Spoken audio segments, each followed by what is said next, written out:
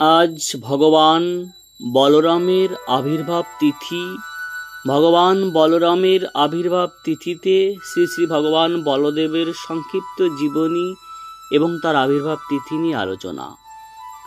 বলদেবের আবির্ভাব বা জন্ম। বলরামের জন্ম একটি অলৌকিক ঘটনার মধ্য দিয়ে হয়েছিল।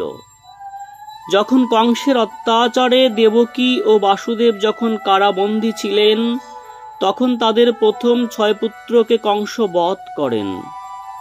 সপ্তম গর্ভে যখন বলরাম এলেন, কংস তাকেও মারার জন্য প্রস্তুত ছিল। কিন্তু ভগবান কৃষ্ণের যোগমায়ার প্রভাবে দেবকীর গর্ভের ভ্রূণ অলৌকিকভাবে বাসুদেবের আরেক স্ত্রী রোহিণীর গর্ভে স্থানিত করেন। রোহিণী তখন কংসের ভয়ে নন্দের বাড়িতে গিয়ে গোপনে বাস করেন। এইভাবেই তিনি রোহিণী দেবীর গর্ভে ভূমিষ্ঠ হন। এই কারণে তার আরেক নাম সংকর্ষণ। গর্ভ থেকে আকর্ষণ করে নেওয়া হয়েছিল বলেই তার আরেক নাম সংকর্ষণ। তার সংক্ষিপ্ত জীবনীতে আমরা দেখেছি, বাল্যকালে বলরাম শ্রীকৃষ্ণের জ্যেষ্ঠ ভ্রাতা। তিনি কৃষ্ণের কাছে বৃন্দাবনের গোপবালক হিসাবেই বেড়ে ওঠেন। বলরাম অত্যন্ত বলশালী এবং তেজস্বী ছিলেন।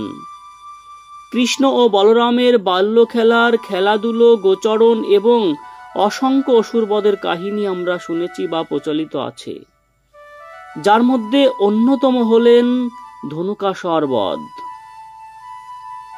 তিনি যৌবনে তীব্র বৈরাগ্যের সঙ্গে বিবাহ বন্ধনে আবদ্ধ হন।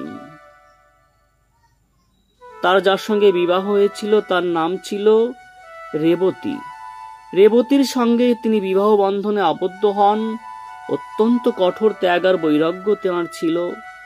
বলরামের প্রধান অস্ত্র ছিল একটি লাঙ্গল, যাকে বলা হয় হলা, যার জন্য তাকে হলাদুয়া নামেও ডাকা হয়। এই লাঙ্গল দিয়ে তিনি যমুনা নদীকে নিজের কাঁধে টেনে নিয়েছিলেন বলেও কথিত আছে। মহাভারত ও কুরুক্ষেত্রের যুদ্ধের সময় তিনি নিরপেক্ষ ছিলেন, কারণ তিনি কৌরব ও পাণ্ডব উভয়কেই ভালোবাসতেন। তিনি কুরুক্ষেত্রের যুদ্ধকে সমর্থন করেনি।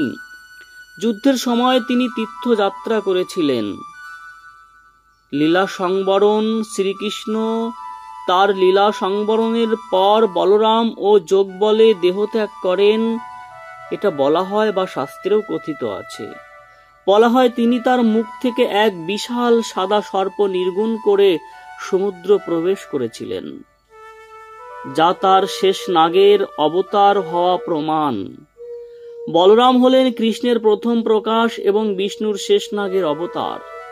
তিনি ছিলেন কৃষ্ণের প্রধান সহায়ক ও নিত্য সঙ্গী। যারা প্রত্যেকেই ভগবান বলরাম সম্পর্কে জানেন, এই বলরাম হচ্ছেন আমাদের কলিতে দয়াল নিতাই চাঁদ। শাস্ত্রে বলেনি, মহাজনগণ বলেনি, হেন নিতাই বিনে ভাই রাধা কৃষ্ণ পাইতে নাই। ধীর করে ধর্মর নিতাইয়ের পায়। নিতাই তত্ত্ব আর বলদেব তত্ত্ব কিন্তু আলাদা নয়। দাপরে যিনি দাদা ছিলেন, কলিতে তিনি ভাই হলেন। জয় গুরুদেব, জয় রাধারানী, জয় বলদেব।